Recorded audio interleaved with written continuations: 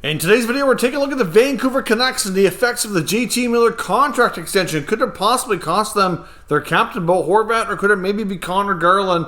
Which one of them is more likely to be dealt here going into either this season or by the end of the year? Plus, we also have some trade talk out of the Boston Bruins organization. We also want to take a look at a potential trade involving the New York Islanders prospect. Is a fresh start required for the young defenseman? Plus, we have some signings today, including Jerard Brannstrom in Ottawa and a few players signing overseas. All that and more coming up next.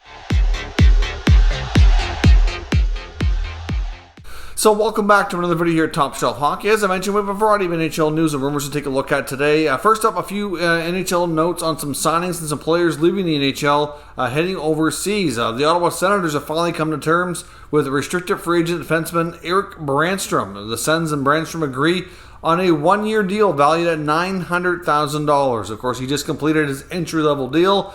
This is going to be an important year for Brannstrom. It's a little bit of a make-it-or-break-it type of season for him.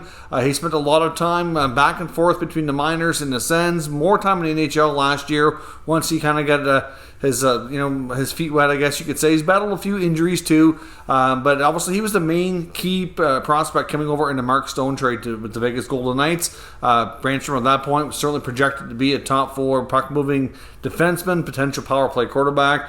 He's still young, still developing, so I still think there's a real solid potential for him, but it's just taking a little longer than I guess they were hoping for him to kind of find his consistency at the NHL. Of course, he's smaller too, so defending sometimes is a challenge. You have to use, obviously, your speed and your agility and things like that to be able to, obviously, make the best of it defensively. Now, of course, at one point last year, they were kind of reluctant to play Brannstrom and Victor Mete both in the same lineup at the same time because they're both undersized defensemen. Of course, Mete's no longer there.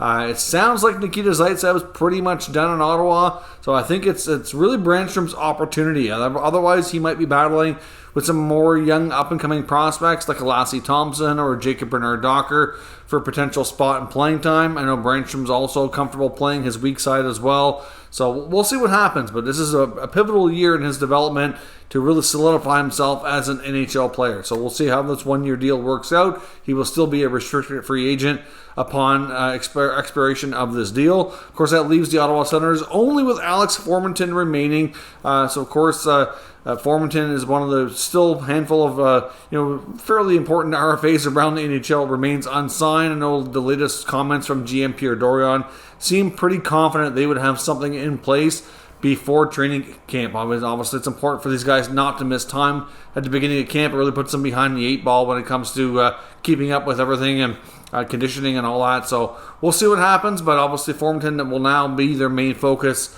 here moving forward. Brett Connolly is leaving the NHL and heading overseas after not getting an NHL opportunity. He has been able to secure himself a contract in the Swiss League. So obviously Connolly was, in my opinion, he's kind of a victim of being overpaid, so to speak. He was hard to imagine, but back it be 12 years ago now, in 2010, he was actually a really high pick, 6th overall by the Tampa Bay Lightning. Looking back, he never really fulfilled that potential that they saw in him to go that high in the draft. But obviously he played in Tampa, played in Washington, and as he was becoming an unrestricted free agent into his late 20s, he kind of, he bloomed at the right time and had like a 20-goal season and ended up getting overpaid in free agency. His first year at Florida wasn't too bad, and then the last 2 years it's been slowly going downhill further. Got traded to Chicago.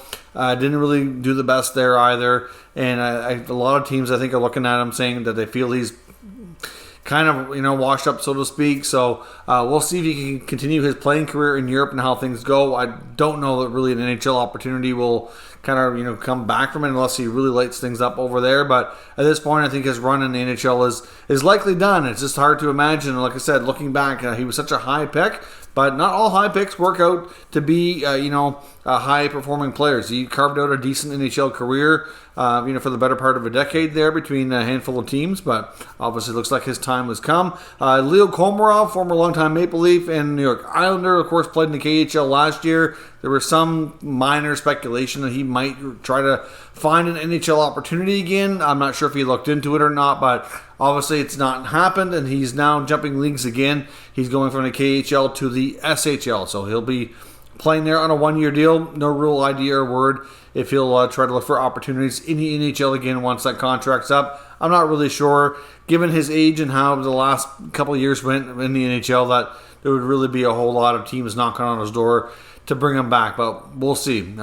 Obviously, wish him the best in the SHL. Now, on to some trade talk. The Boston Bruins, of course, we know they're going to be a team. I think it's going to be one of the more interesting teams really to watch around the NHL, given that they have a lot of significant injuries to start the year. Plus, we have some players coming back, like Patrice Bergeron's coming back on a 1-year deal. Krejci's coming back on a 1-year deal. Obviously, they're trying to put the band back together here, so to speak. And I wonder how they're going to do. They're a team with a lot of their key players getting another year older. Marchand and McAvoy, both out significant periods of time, will be starting the season on injured reserve, probably for the first few months. So obviously, that's going to be tough on them. And obviously, if they have a slow start in a tough Atlantic division, that might be tough to come back from. But there is some talk. I've seen articles today talking about the future of Mike Riley in Boston. I think if the Bruins blue line were healthy, he probably would have been a good trade candidate this summer, or possibly heading into the first part of the year. But given the fact that not only McAvoy, but Matt Grzelcyk as well also had a pretty significant surgery, they're both going to be out for a while. That once they're returned and they're healthy, assuming nothing else really catastrophic happens on that back end, I think there's a good chance we could see a Mike Riley trade out of Boston, depending on what other teams are looking and needing, of course. I mean, he is a guy that's had his moments. He can be a good skater, puck mover at times, but he's also been plagued by poor defensive play at times as well. Kind of had a good start to his Bruins career after going there from Ottawa. Had a hot start, got a contract extension, and then things haven't really been the best for him in the past year or so. But we'll see. I think there's a good chance, though, if they would have had a healthy blue line going into training camp, that he would have ended up probably being at best a number 6, maybe a number 7.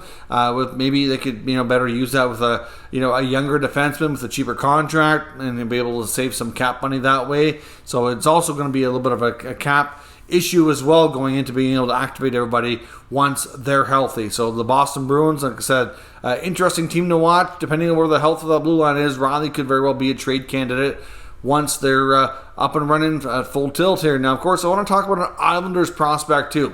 Young Bodie Wild. Now, of course, there's some speculation on how things are going to go for his future. Now, of course, he was one of the few NHL players. I mean, he wasn't a consistent NHL player. He's more of a minor leaguer at the stage of his career, but he was one of the players who did not want to be vaccinated. Now, there wasn't really a lot of talk about him last year during, when there was more rules, restrictions, and obviously when it was more of a bigger deal. Of course, those rules have since been relaxed, but we know that the New York Islanders and Lou Lamoriello are pretty strict. Lou runs a tight ship, has strict rules, and if you don't want to follow those rules, then he'll make sure that you're not part of the organization. So, of course, last year with Wild not wanting to be vaccinated, instead of having a situation like Tyler Bertuzzi did in Detroit, they just said they didn't want to play him. So, of course, they didn't want him to be part of the Islanders or the Bridgeport team at the AHL. So they found a place for him to play over in Europe. He went to Sweden for the year. Didn't really have a great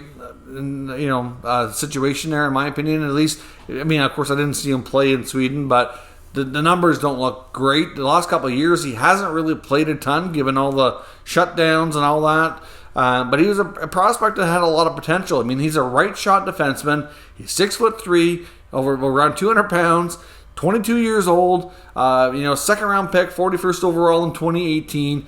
The guy played in the OHL for Saginaw, had some really good offensive numbers. Like one of his last junior seasons, he was over a point per game. He had a ton of potential. A right-shot, offensively gifted defenseman who can move the puck. Not exactly something that grows on trees nowadays, and the fact is his development has stalled, but I think a lot of that is because of the lack of opportunity to play, and obviously this whole situation around the vaccine has caused issues for him here as well. But there was a combination of articles between Islanders Hockey Now and Montreal Hockey Now talking about wondering from the Islanders' perspective if Lou's going to let him back in the organization where he's not vaccinated. Because like I said, even though league rules have been adjusted and have been obviously relaxed, Lou's rules are, obviously a little bit different story. We know that he was going to make sure that 100% not only of the players, but like the whole organization, employees, was going to be vaccinated. He's pretty strict in his ways. He has his rules around, your appearance, your facial hair, and all that stuff too. Like lose pretty hardcore and set in his way. So there's some wondering, especially from the Islanders' perspective, if a fresh start might be what's required here. In the Montreal side of it, on Montreal Hockey Now, talking about the fact that Wild maybe needs a fresh start. Maybe he could be a player that Montreal would be interested in if they could make things work over there. Certainly, young defensemen are somebody that they'd be interested in. We've talked recently about their potential interest in Nils Lundqvist in New York. Lundqvist, to me, and the Rangers would be a higher-end prospect for sure. So I would think that they'll probably have their attention turned there first, but Bodie Wild probably be a cheaper prospect. I don't know how they feel, if they have any concerns around the vaccination status or not, if it's important to them, but if it's not, and they want to give this guy a chance, and the Islanders are willing to part ways, then maybe it's something that they can work out a deal. He is from Montreal as well, which is why the Habs speculation, like I said, not only are they looking for young defensemen to add to their depth and their organization, but he's also from there too, so it would be a bit of a homecoming. So there was some speculation between those two Hockey Now writers that maybe there would be a good fit there. We know Montreal has lots of job currency. We know they have lots of other young, interesting prospects that, some of which they may not be as high on as they were a year or two ago. Maybe they were willing to flip a prospect for a prospect just to get somebody a fresh start. So we'll see what happens, but I know we'll given Lou's strict rules. I will be interested to see if Wild is allowed to be part of the organization or if they will indeed try to move him and get him a fresh start. Now, on to Vancouver. Of course, we saw the massive JT Miller extension here very recently. We talked yesterday about the fact that now that Miller's not going anywhere, that they're going to have to move somebody else because long term they do need cap flexibility. It was a major point of for Rutherford and Alvin this offseason that they wanted to accomplish was get this team some flexibility moving forward, and having another long-term deal just certainly complicates things when you get players like Myers, who will probably be easier to move next year but not this year. You get Oliver Ekman-Larsson, it's going to be tough to move. Garland's a player who could go, but there is some concern over the future now of Captain Bo Horvat. Now, I will say this. I do think Vancouver has every intention of wanting to keep and extend Horvat. I don't think Canuck fans are at a spot where they should be too concerned about Horvat going. But here's the thing. Horvat's likely in line for a new contract of at least $6.5 million. He might be able to get closer to $7 million, to be honest. And, do they need three centers with Pettersson, Miller, and Horvat all making $7+ million? That's pretty expensive, right? Maybe one of them becomes more of a winger. I'm not sure how they want to do this with their lineup. Maybe Boudreau has to rejig things, but you need players making that kind of money playing in your top six and producing enough, not necessarily playing on your third line. So there is some concern that Bo could get squeezed here because of the tight situation that the Miller contract puts them in. Now, Rutherford did make notes on an interview talking about the Miller extension, that it was not going to impact Bo and that they still really want to sign him and he's an important piece of that team's future. And I agree all that, and I do think that they honestly feel that way.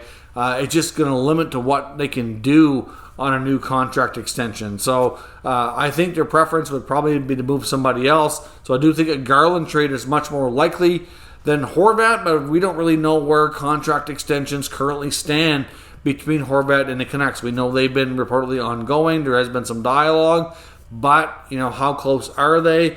Is it a situation that if they go into the season and they're far apart, that's when you start to get concerned, from the player perspective or from a fan perspective, if you don't want to see the player moved, that maybe things aren't going to work out. Just because both sides want to make it work, it doesn't mean that it will. And we do see nowadays with the cap the way it is, it does tend to be those, middle six players that tend to get squeezed more and sometimes don't get paid as much as they should or have to move on to get it elsewhere, etc. So as much as I think the intention on Vancouver is absolutely to sign Horvat, I do think this complicates things, and they might not be able to offer as much to him as his camp at least might have been hoping for. So I wonder where that leaves things, and we might have to see maybe a Connor Garland trade if it's not going to be Horvat, given the other contracts that they have and how complicated it would be to move them. But there is concern over Horvat maybe getting squeezed because of the positioning of all these top centers making that much money. It is hard to justify, but maybe they figure out a way to kind of rejig the lineup here and make it all work and keep all these players in the mix. But if they do, I think Garland's the odd man out. So let me know your thoughts on the Vancouver Canucks situation with the Miller contract. Is there any chance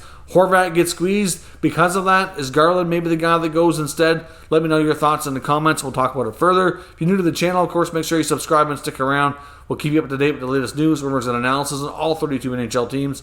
Thank you for watching, and I'll catch you next time.